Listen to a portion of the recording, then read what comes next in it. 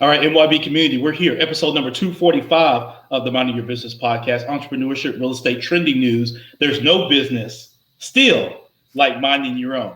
And make sure you text me. Thank you for all those that have texted me. I've sent out a ton of my ebook. Text me 312-847-4071. That's 312-847-4071. Let's connect. I send more than just ebooks. I send a lot of information from many of the guests that I've had on the podcast, different webinars, workshops, discounts, all kinds of stuff.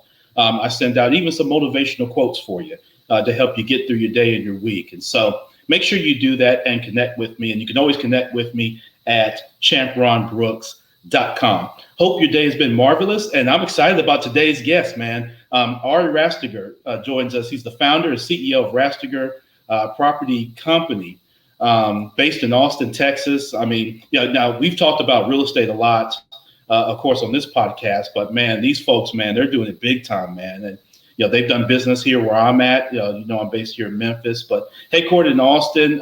They do business in 12 states, over 34 cities, and that's expanded, over, 5 million square feet in development. Man, that's huge. That's not small time. That's big time. So you're talking to a big time player today, NYB community. So Ari, man, thank you so much for joining. For those of you that are watching, man, Ari's got the whole branding thing on point, man. The Rastegar gear. I got to get some of that, man. It's like Christian Dior, man. You got to get that on. You got to get it on, champ. Thanks for having me, bro. and trust me, there ain't no business like minding your own damn business. So I feel you on that.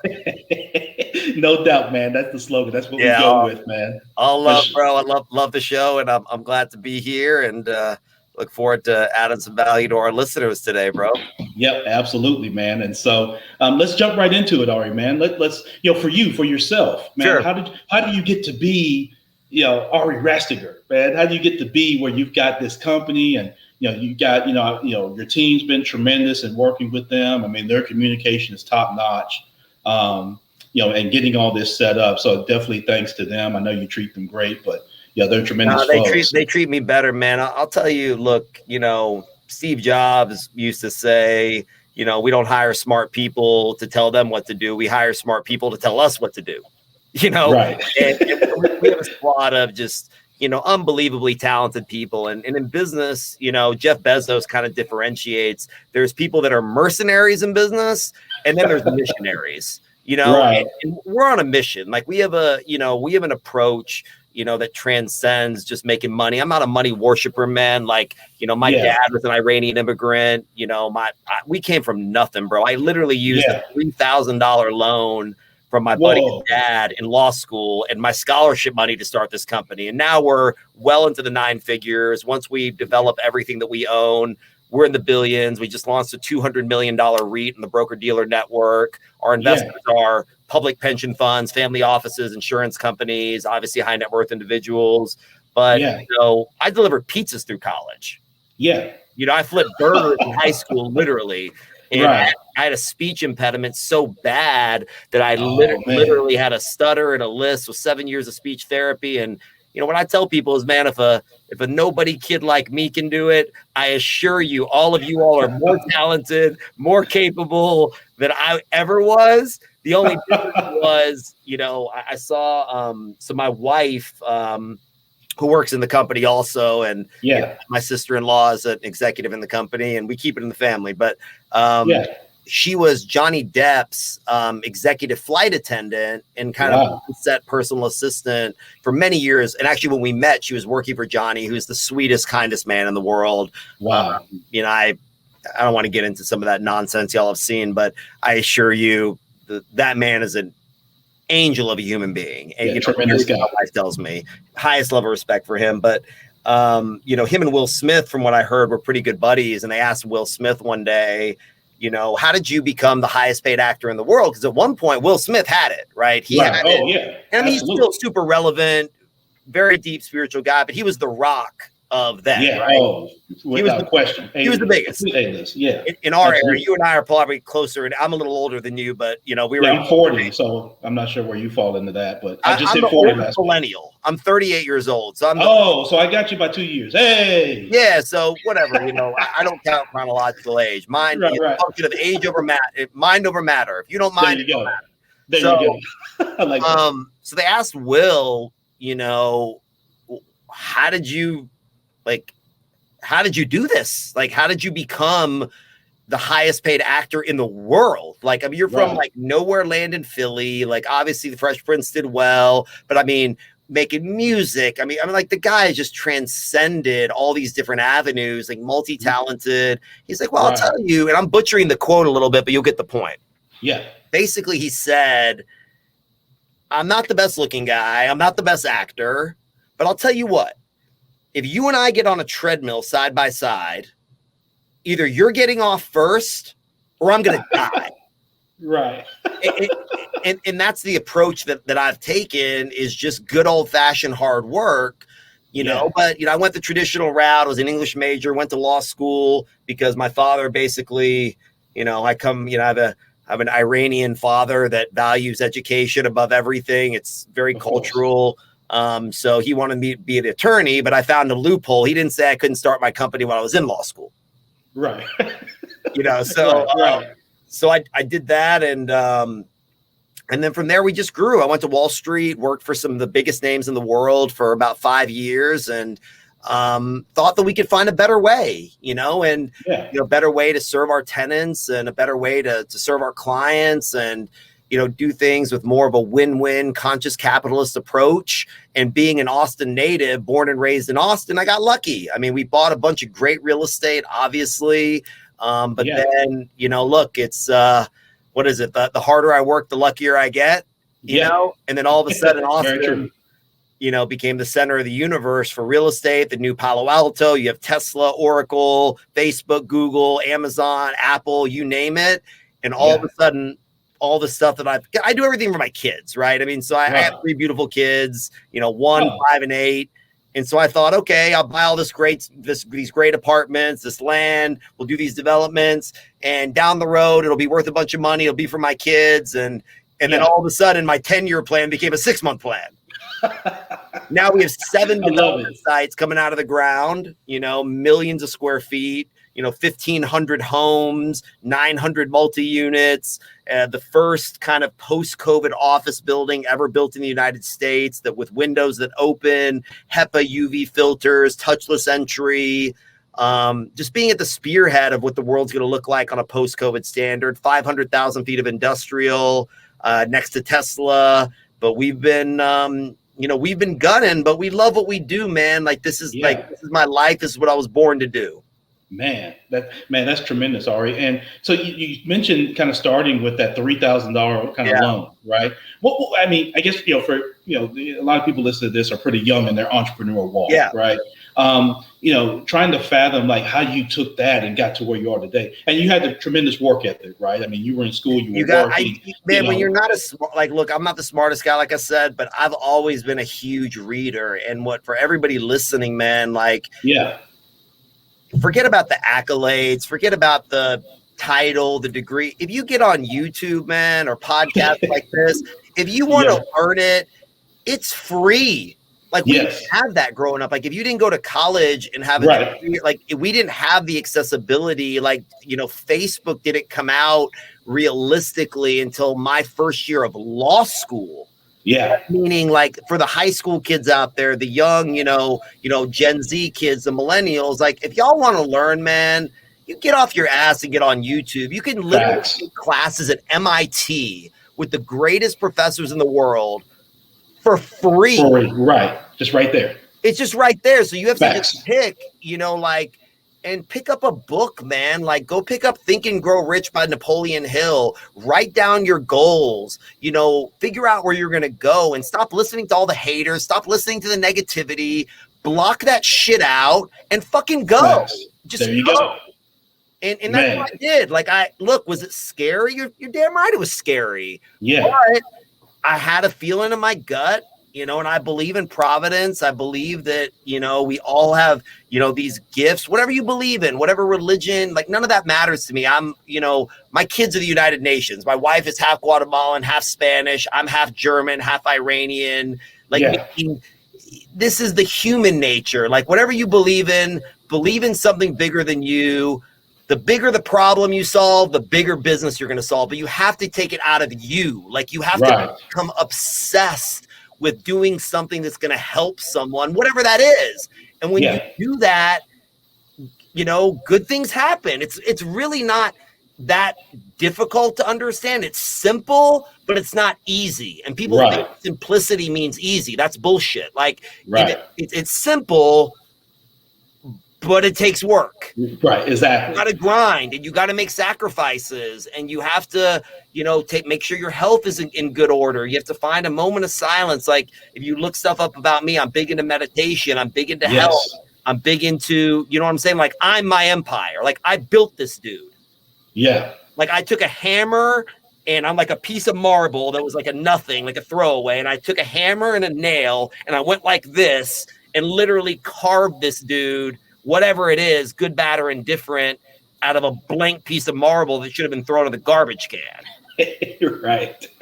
See, the thing is, man, you had that tenacious, I talk about this a lot, Ari, that tenacious focus that you got to have. And when I use that word tenacious, it means like you described, you not saying you have blinders on, but, to all the BS, like I say, haters, people, backbiters, all this type of stuff, you're so focused on where you're going that you don't even notice all that stuff. Like look at the best runners in the world. Like you can look at this and I believe in natural, there's natural fundamental laws. Like this is all about fundamentals. Okay. Right. And fundamental, whether you talk about sports, look at the Spurs, fundamentals. Like, look at the Patriots. Look at like the greatest franchises. And that's just an easy thing. Or runners. Like when you're watching Usain Bolt win all the, like he's looking straight. Like you ain't got time to look over here, look over there. Like you got to do you. And a lot of times the thing that's tragic is the people that's closest to us in this world, whether childhood friends, whether family, whether people, because of their own limiting beliefs about themselves, they might say something to you and they don't mean it in a way, like they mean it lovingly, or like your mom or your grandma, like, no, like don't do it that way. Like that's coming from their vantage point. You have to say, mom, dad, or sister, whatever, I love you, sweetheart. I'm there with you. But I'm doing me. Right. And I'm moving forward. I'm going straight. And no matter what those obstacles are, you have to be relentless. But the thing people don't realize is you got to stay hard focused on the goal. Otherwise, you don't know where you're going. If you don't have a goal, you don't know where you're going. Yeah. But you have to be flexible in your approach. Like you might hit this wall, like, okay, I thought it was going to be like this. You have to be able to say, okay, stop, turn, pivot, go that way, go around, go up. People think success is this straight path. It looks like this. Right. Yeah. People think success is linear, and it sure the hell isn't. It's not linear at all. And look at a plane. Look at plane. It's a great example. So if you look at a plane flying from whatever, New York to LA, right? Right. You think that plane just goes like this? Right. No, I mean, it's going up, it's coming a little down, it's veering to the right, it autocorrects, go to the left, it comes this, and it might take this little turn, it might, like, whatever, it still lands on a dime at LAX. Right. But these are fundamental laws. And being an old English major, I'm a book freak. Everyone who knows me knows that about me. But you want to find the fundamental truth in things. And when you find that, whether you look at the religions, or you look at different spiritual practices, or you look at business, you look at sports, the fundamentals are always the same. Have personal integrity, keep your word, treat people right, and humility. People really screw humility up to me, because humility doesn't mean that I think less of myself. True. Humility really means I'm thinking less about myself. It doesn't mean that when I look in the mirror, I say, that's a bad man right there. Like that dude right there in the mirror, like, I don't want to go toe to toe with him. Right. But when I show up in the world, you show up with so much love and so much contribution that it's not about what I can do for me. It's what can I do for the people around me, and we know that in a microcosm as fathers or as parents or our family, like, and when you switch the vantage point away from how am I going to get rich to how can I empower people, or how can I create a better product, or how can I make my investors rich, as an example, all of a sudden something changes. Yes. And then you start to see that momentum grow. But bro, all of this was a $3,000 loan in law school. Man. That was $3,000, and now we own hundreds and hundreds of millions of dollars of property, and I own the whole company. Yeah, I took no money outside capital at the corporate level. We have investors and deals and all these other things, and obviously, they've done well. But like I said, if a kid like me can do it, I assure you, the people that are listening are much more talented, much more able, than I am. But you just got to go. When you have that instinct, you got to go. Hit it, and don't stop, because nothing wants to stand in front of something that's relentless. Nothing. And even water, like if you look at rivers, water that keeps hitting a mountain, it might take a million years, but eventually that water is going to break through that mountain and create a river. Right. Yeah, exactly. And the thing about that, and you talked about sports earlier, Ari. I remember playing ball, and you may have played some ball. And those of you that are listening, I was a wrestler and a terrible wrestler. I just got beat up every day, so I wasn't that good of an athlete. But here's the thing: even it applies to wrestling too. Some of the toughest opponents. You learn over time, especially as you escalate to different levels, that your biggest opponent is yourself, right? And so it's your only opponent. Yeah. But so what happens is when you're right, it's your only opponent. What happened was I got better as I stopped focusing on the guy in front of me that's in a defensive stance. Say if you're playing basketball or if you're playing football, whatever it is, the guy lined up in front of me. I stopped worrying about him and what he was going to do or not do. And I was only focused on what I've got to do within my role on the team. Right. So this play, so I'm, and part of my team, I have my role. And my role can evolve, right? Just like, you're in school, you go from freshman to sophomore to junior. My role evolved, right, on the team, right? I started as, we had a very talented team. I was the guy on the end of the bench waving towels and high-fiving guys to, you get to your senior year, you're starting and they're running offense through you, right? And so that progression, right, is what you've got. But what happens, I think, with people is they get so focused on, like you say, what someone else is doing or not doing. Right. But that's so worried about keeping up with the Kardashian or what, they used to call it keeping up with the Joneses. Right. Right. Everyone's trying to look rich, but not be rich. We're in like this fast food, look, dude, I ain't got no watches on. I'm I'm a normal dude, bro. Like I'm sitting here in my Lululemon pants, doing what I like eating. Like, come on now. Like you said something that was brilliant. This is why your subscribers and your listeners are lucky to have you. There's no, and I mean that from the bottom of my heart, man. And like, the truth is you got to focus on you. You is all you have. And I always tell people, you got to build yourself into an empire. And my book comes out in April, which I'll send you a copy of. It's called The Gift of Failure. Okay.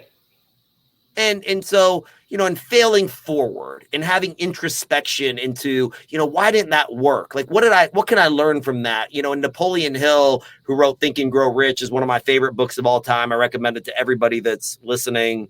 Yeah. You can buy it on Amazon used, literally for free if you pay the $3 shipping.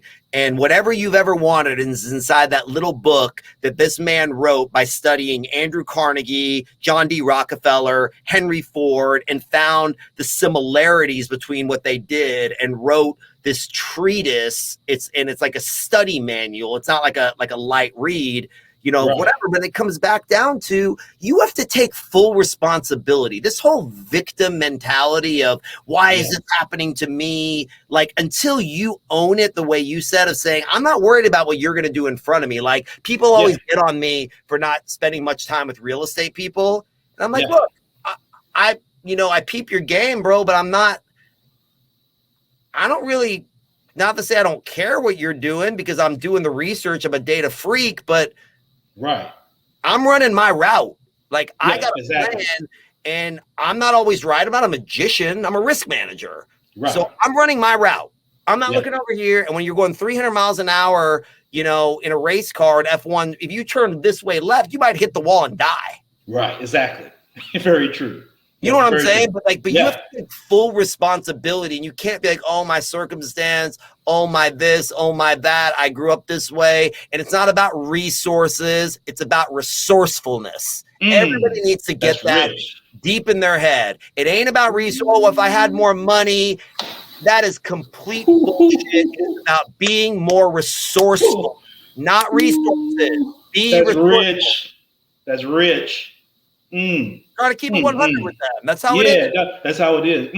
Yeah, I think somebody needs to, if you're listening to this recording, you need to rewind back maybe about 30 seconds and just catch that again. That's rich. That's rich, Ari. That's real. That's just keeping it with you. Don't give me that. That's rich. Pick up the phone, find a window, keep hitting it over and over again. And we do that with things that we want to do, right? Like, I give you a quick example. You know how it is, man. You're coming up with the guys, you're in college or whatever. When we want to go do something real, bad enough, we ain't let nothing stop us. Didn't shit stop us. Not having money. Like, I remember going down, a couple of my partners, man, we decided we wanted to go to New Orleans. Didn't nobody worry about where we were going to stay or, I got enough money or whatever. Hey, we're loading up the car. Everybody get your ass in. We're going. Right. And, we'll figure all that out as we go. Right. But, so what we do when there's things that we want to do, and then this is going to your point, Ari, but when we have things we really want to do, we don't let anything stop us. When we don't really want to do it or we're unsure of it, any excuse will stop us. I'm going to take it a little differently. I'm going to lean on Mr. Tony Robbins, the legend. He says, and I go to his seminars. I listen to his stuff. I've had my own life coach, Lauren Zander, who I think is the greatest life coach in the world. She has a program called the Handel Method that y'all can look up. We've been together 12 years and she coaches some of the biggest names in the world. I've been with her for many, many years, but Tony says something really powerful. And to your point, he said, you have to turn a want into a must. If you want something, that's not the same as I must have it. Right. And like your children as an example, like I don't want to make sure my kids have food. I must make sure, right? I must make sure my kids have food. Yes. And so when a want be, like you said about your New Orleans trip, it wasn't you wanted to go to New Orleans. If you actually really think about it, you must go to New Orleans. You're going. Yeah, we're going. Yeah, we must get there. And so that's what happens is I want to be rich. I want to do this. Yeah, I want a lot of things too. Yeah. But what must happen? And we have to find that courage and that conviction to convert our wants into musts. I love that. That's going to be part of the book, right? Oh yeah. And the book is mostly, I want to read about that. The book has very little to do with the humble success I've had in my life because I've had a lot of grace, a lot of providence, a lot of great mentors. Like I said, a kid like me wasn't supposed to make it. So I take every day with the blessing that it's been. And I don't mean that in a cheesy way. Like people say, like legitimately, like, how am I supposed to be born in Austin? Yeah. The best city in the United States, the new Silicon Valley, and own over 500 acres in the city. Like, yeah, I bought good real estate, of course, but nobody could have predicted Tesla and Oracle. I had a lot of wind behind my back and I got very lucky. It's funny. It's like the harder you work, the luckier you get. Right. Yeah. And I truly, truly believe in that. But you know what I'm saying, man? But see, good things happen to those who hustle. All right. I mean, that's what I've always loved. Yeah. Those that hustle, good things, when you play hard. Right. And again, we're using these sports analogies. So forgive me for those that aren't big sports enthusiasts. But yeah, man, when you're going hard, like my favorite players were guys who went hard, not always the most talented with the big stats. I like to watch guys who go hard. Look at Steve Nash. Look at Steve Nash. He was the sweatiest guy on the court, no matter, in every play, and even like Russell Westbrook. Russell Westbrook is a good example. Like some people might not like him. Some people like whatever. I don't care. But you cannot say, all day. Bro, he is going 100%. I want him on my team all day. Every play, he's taking it to 150. Look at Bron. Every time he's putting in 150% of the effort. And like I said, these are fundamental natural rules, and it's easy to lean on sports for some of these analogies, or look at Tom Brady defying the laws of physics. I mean, come on, man. The man is in his 40 years old. He has 6 rings. And look, I love Patrick Mahomes. He has all my love in the world. I'm not a big football fan, but Brady's going to, take that man to school, and then he might own the next 15 years of the league. And I respect both of them tremendously. But if Brady's on the field, I ain't betting against Brady. Yeah, he's tough to bet against, that's for sure. Look, I'm not a gambling man. I go to Vegas, and my wife is, we'll go and sit and play blackjack with $500 or do whatever, and I'm in my room, like I'm not a gambler. You know what I'm saying? I manage enough risk for a living, but if I was a betting man, you're not betting against the guy that's there first. Like, look at that Mamba mentality. You're there first and you're leaving last. And that's going to get you there, because you look at Kobe as an example. He was skinny, bro. Or look at Brady. By the way, in Kobe, people don't realize that he had pretty small hands. So he couldn't do a lot of the movements that Jordan could do, or that, you know what I'm saying? Look at ball fakes and that sort of thing. Yeah. He had to lean on hard work, or look at Ronaldo. I mean, these guys are animals at the fundamentals. They are putting in the work in ways that normal human beings cannot understand, but you got to step up your grind, bro. And quit that whining. It's stop the whining and the finger point. That's all wasted energy. I'm just, facts. No, that's real, man. That's real. Real and rich. I love that. Speaking of, with all that, obviously we've changed over administration in the White House, right? Yeah. And now we've changed a lot more than the administration. Yeah, well, that too, for sure, man. So we've got the Biden-Harris administration now. You've got some involvement with them, and some understanding about kind of some of their initiatives, and I do. Their initiative, particularly around technology. You mentioned some of the development projects, man, that you guys have done that are kind of that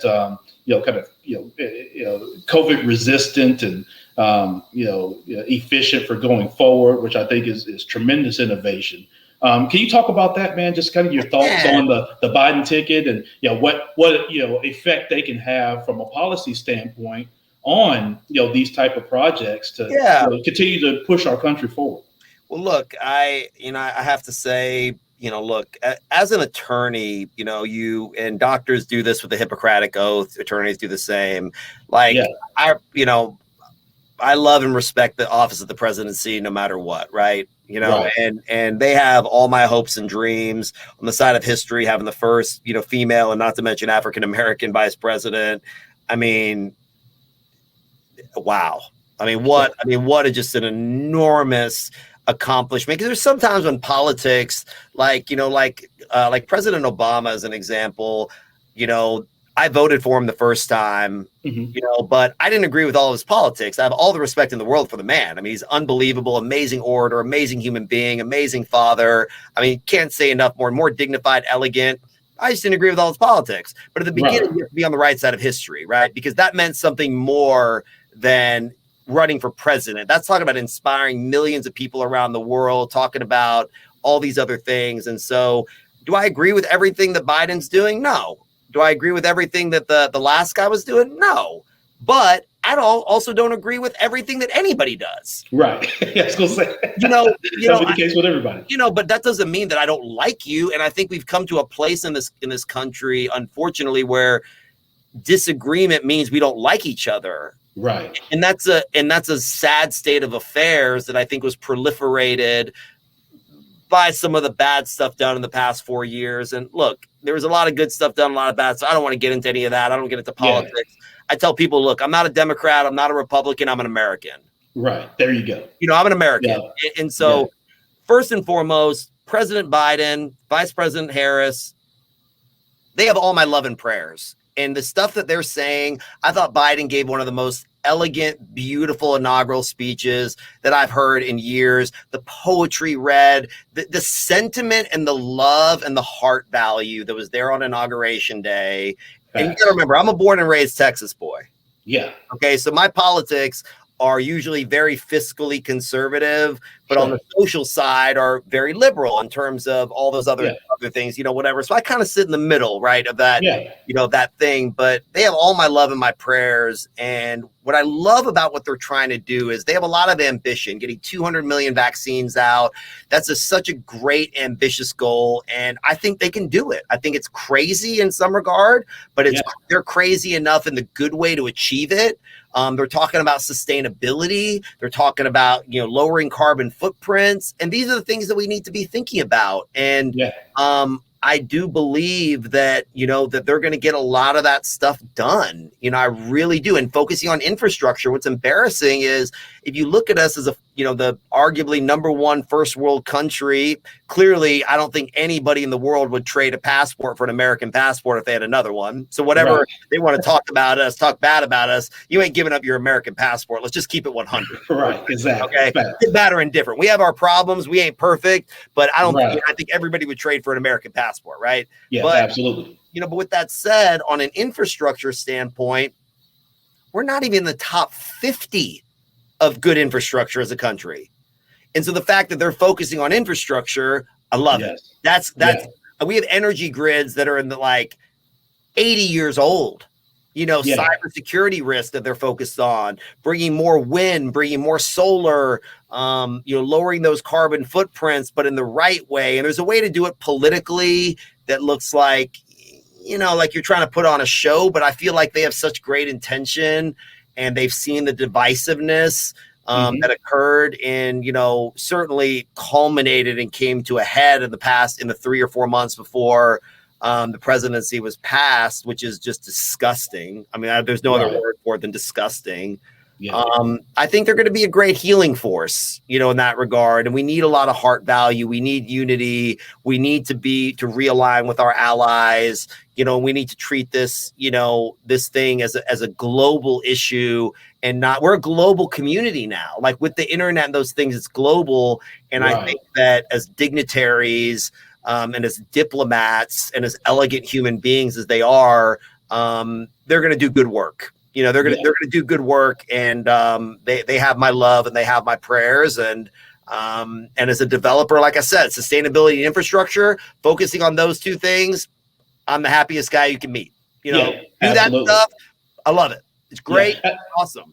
And I think for most of us, I think we can echo those same sentiments, Ari. I think that, that investment into infrastructure and the innovation behind it, what you're doing and other developers, I think, kind of bringing that together and putting resources behind that, there's a number of different things, and we've talked about some of this, obviously it spurs, thought innovation, right, which creates, and furthers business ownership and entrepreneurship, right?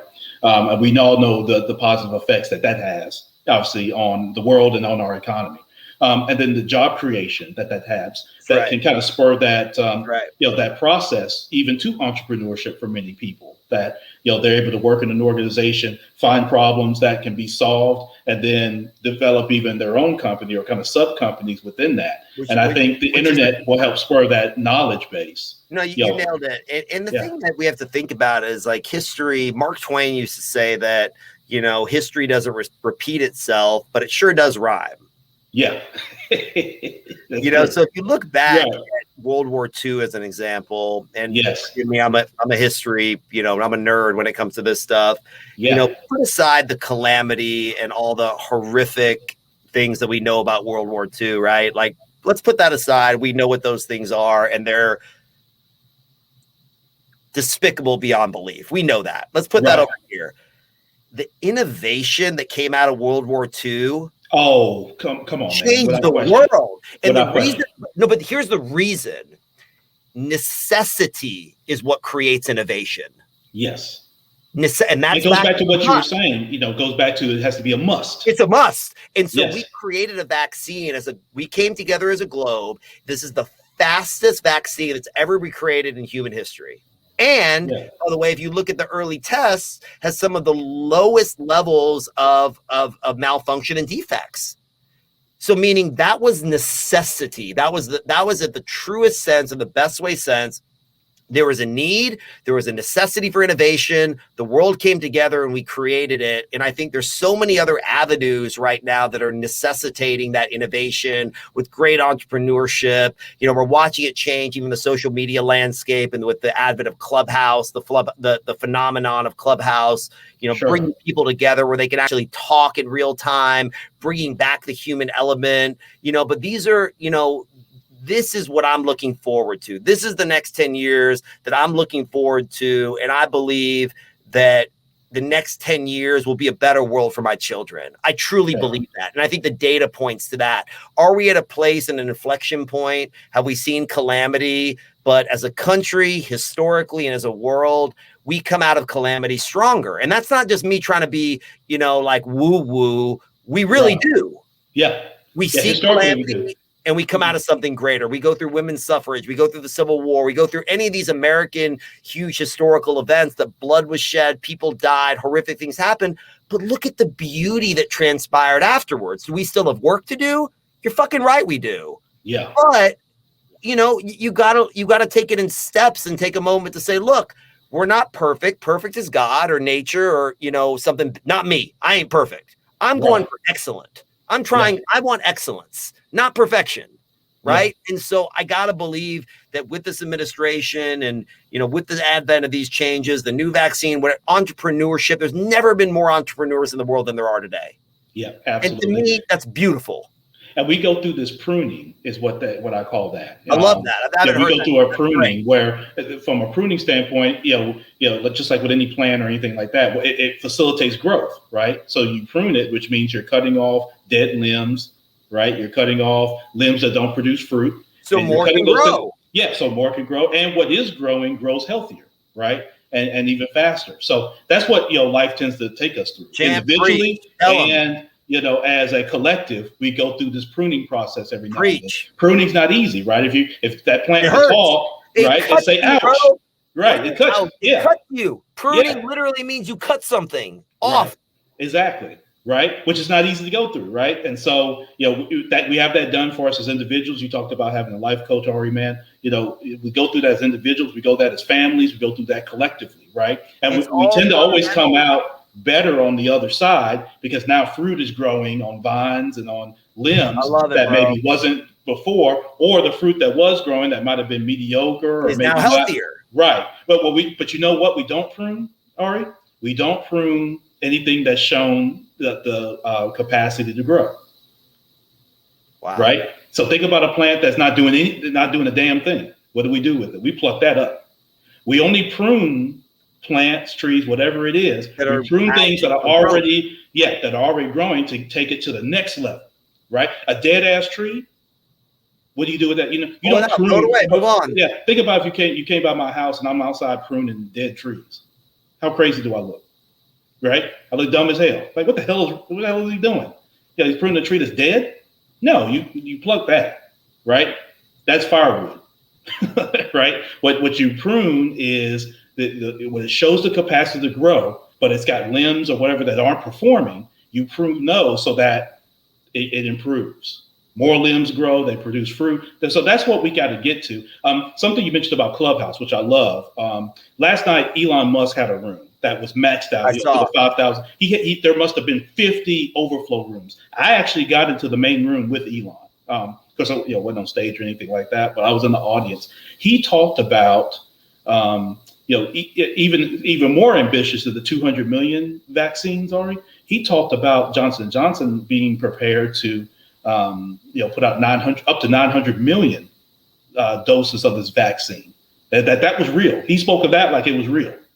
And he put that out publicly on Clubhouse last night. You can say whatever you want to say about Elon, but Elon ambitious. Yeah, he's not ambitious. And Elon, he's at a point now where he recognized this and he talked about it because he's now at a point where he's got to be somewhat, not tapered with what he says, but he moves markets now, right? I mean, you saw what he did with Bitcoin and some of this stuff. He could say something and move a market. So he's reached that status now, and he recognizes that.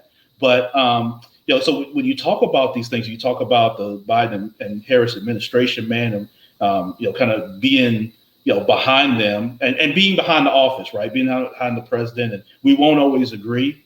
But like you say, we have to get America. But we have to be, and that's the thing. And that's why everything that happened with social injustice that has been going on, all this time, even, up to George Floyd and even post that, that's what we got to get to. We've got to get to where, I usually save this for the end of the show, but I'll share this with you now, Ari. There are three things that unite us, right? No matter where we're from. Your folks came over as immigrants, worked really hard, instilled that in you. I'm from where I'm from. People listening are where they're from, but we all have three things in common. We all want to be a little better for ourselves, a little better for our families, and a little better for our communities. Yeah, beautiful. Those are three things. That's the human condition. Yeah, those are all three. So the thing is, if we keep those things in mind with everybody that we meet, everybody I come in contact with, I know we've got if anything, we may not agree to, Tom Brady or Pat Mahomes. We may not agree to, it's kind of like if we don't respect each other. That doesn't mean we can't. But so the ancients, the Stoics, or in the Socratic era, called that a dialectic.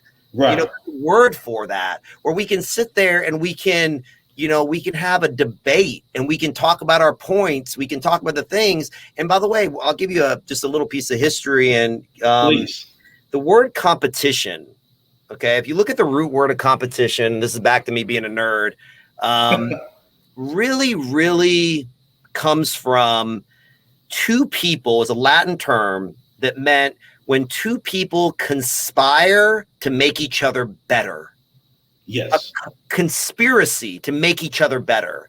That's competition. And when we're in a dialogue, we're talking about something, whether it's, to be as polarizing as possible, Trump and Biden or this or that, like, what happened to be able to share our viewpoints and still be able to say, I respect you have your own view. That's what makes us America. That's freedom of speech. Like, that doesn't mean I hate you just because I like something, or because I like Fritos and you like, whatever, sweet potato fries. Like, does that mean that we don't like each other? Yeah, and it doesn't mean that we're enemies, right? And that's where that divisiveness is. You're either, that's where the country's got to get back to. We've done with everything personally, professionally. Dialogue. Yeah, well, we squeeze out the middle, right? And so everything's on the bell-shaped curve. We get this tendency to want to deal on these extremes, right? Well, that's what's happened. It's been so polarizing, and what for me, I want to get back to, and you nailed it, is simply that, is having productive dialogue. And by the way,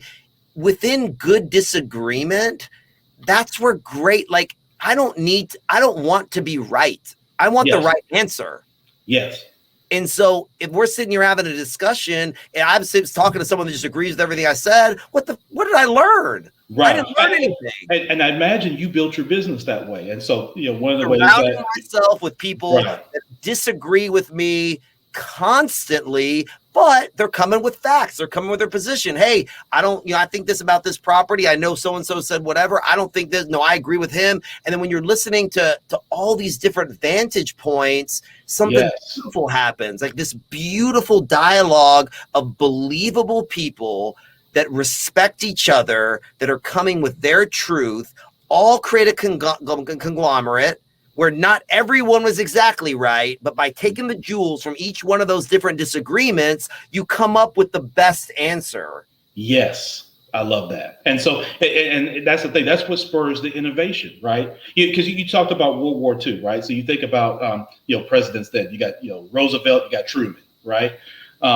Different, policies, different ways of viewing the world. But one of the things they agreed on was that we got to rebuild American infrastructure. So what happened? They put resources out. You get, the highways, the expressways. I mean, totally changed this country, right? On a number of different fronts. Think of all the innovative businesses that came from that, right? As that exists even to today. All the companies, all the subcontract, all that stuff began really heavy in America after World War II. By the way, and the other point to be made is if you look at some of the greatest companies in the world, including Amazon, Microsoft, keep going, they all started during recessions and calamities. All of them. Yeah. All the biggest companies in the world. So like the people listening, like, don't give me that, it's a pandemic, I can't. No. I don't want to hear any of that. Like you have technology, you have social, you have never had more access to knowledge. People are looking at their phones right now, 2,800% more than they were during any other time. Create some content. You have something to say, shoot it, put it out there. I don't care if you're a skateboarder or a hat maker or a whatever you're doing, go put it out there, let people see it. And trust me, everyone started with one like. Yeah, exactly. Everybody started with one like. Yeah. So, oh, I only got one like. I only got what? Hey, that's what it starts. Like it. Right. And just grow and take your ego out of it. Make it about other people. Create something. What I tell people, I learned this from Jack Welch, who's, R.I.P. Yeah, love Jack it. Welch. Yeah. That book, Winning, is one of my favorites. One of my favorites. Yeah. He would say, create a product that you would want to buy yourself. Facts. And you know what? I do that in real estate too. I share this with people is, when I buy and sell property, I think like the seller when I'm dealing with the seller, and I think like the buyer. That's me. When I think like a buyer. And so, it blows me away that people, sometimes they can't, get that concept, but anything, you got to think that way. Yeah, you can't be that self-centered like that. No, and by the way, it's bad business. The other part is it's not good business. If you're thinking about your end user, your end seller, and creating a better experience for your tenant, you're not releasing the building every year. If it's an apartment building, we call it, tenant stickability. Yes. So if you're creating a better experience for them, they don't mind paying a little bit extra at the end of the year for inflation or that 3% organic rent growth, whatever the number is. Or if you created the property in such a manner where, I've said this, on other stuff before, it's an old cliche that bulls make money, bears make money, pigs get slaughtered. Oh, right. And so in the sense where you don't got to squeeze every penny out of that deal, leave some meat on the bone for the guy you sold it to whereas you made good money. Everybody did a little bit okay. You didn't, make this huge whatever, but make sure he's got some good value to wherever down the road you might have another property to sell to him, and you're putting good karma out there to where you're kind of just hitting that medium thing where you got to have that win-win mentality, because you won't, even if you think that that's dumb, you will not last in business for the long term unless you have a win-win mentality. You just won't. Like, it's just not going to work. You're going to fizzle up, or you see these artists come out the gates, one-hit wonders, they got nothing behind it, they're done. Facts. Or they have one good business deal and then they're done. You want to be sustainable for the next 30, 40, 50 years, you have to have a win-win mentality, period, end of story. Yeah, without question. You can't say that any better, Ari. Ari Rastegar is our guest today. Here on episode number 245 of the Minding Your Business podcast. Ari, and I've kept you way longer, man, than I intended to, but this is such a rich dialogue, man. You and I could probably talk about this the rest of the day. Yeah, I'd love to invite you to Austin, man, anytime that you're down here. I'm in Austin. What's your barbecue spot downtown? We got a lot. We got Franklin's, Salt Lake. We got good barbecue in Austin, bro. Yeah, there's the place. Golly, I was there summer of 19, I was there for a banking association annual convention. And I don't know if it was Franklin's, but it's one of the places downtown. You walk in, it's kind of this rustic place, which is, you already know it's going to be great. Is it the one that's kind of close to Zilker Park, or is it actually in downtown? It's actually downtown. I stayed at the JW. It's around the corner. Yeah. No, I know. Of course. But I'll get the name of it. But listen, this place, I'm in Memphis now. We hold the crown. We hold the crown for barbecue. I'm not going to dispute that. I'm not going to argue with a man who's going to see a barbecue. But now I'll give you credit for this one, Ari. It was really good. Well, I went to, man. I'll take that. Man, it's been almost 2 years, but no, what you guys are doing, what's going on in Austin is tremendous, man. I've got some good colleagues down there. They're all kind of in the banking industry, and man, it's tremendous. You come down, you'll be my personal guest, and I'm coming, man. Listen, I'm taking you up on that. Than we should have, but all my love to you all, and to everybody that's listening. Go out there and get it, right? Just go get it. Like, it's yours. Go get it. You have the thought. Go get it. Absolutely. Hey, listen, for anybody that wants to get any of your merch, or if they want to be able to connect, with your organization, Ari, how can they do so? It's super easy to find. You could just Google Ari Rastegar, and I'm a columnist in Forbes. We've been in. Right. There's a lot of stuff out there. You can go to our site, fill out our contact forms if you want. The merch is only for family. So we've been asked about selling it for many years, but we only give it to our closest friends, families, investors. There you go. Investors. So that's just a gift from us. So that's awesome. Maybe down the line, but we got something set for you for sure, champ. Yeah, and back in reciprocity, back to and back for you, Ari. Yeah, absolutely. Yeah, there you go. And same for me. And like I say, when I get down to Austin, man, we're Lincoln. That's for sure. I love it, man. God bless you, bro, and everybody stay healthy and take care of yourselves during this time. And I assure you that people need to buy some new sunglasses because the future is going to be bright. There you go, man. I love it. I love that. Hey, listen, Ari, man, best to you and your family, personally, professionally, to your team there, man. You're doing great stuff, man. All love. If I could be a resource, you know where I'm at. Likewise. Take care, brother. Be great. Hey, listen, man, Ari, just tremendous people, man. And that's why I like to bring you guys here on the Minding Your Business podcast. So connect with him.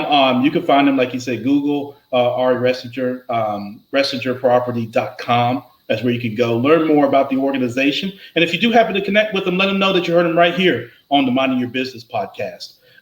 Listen, we're going to get out of here, get back to the rest of your day, right? So you've taken enough notes. Now it's time to take action.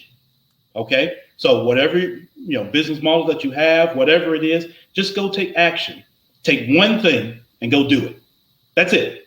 And then once you do that, go do another one and then go do another one. And before long, you'll have things cranking. Remember, 3 things that unite us. I've already said it. We all want to be a little better for ourselves, a little better for our families, a little better for our communities. Remember that with everybody you come across. Doesn't matter if they're blue or red, what side of the aisle they come from, what side of the track, what side of the lake, what side of the ocean, doesn't matter.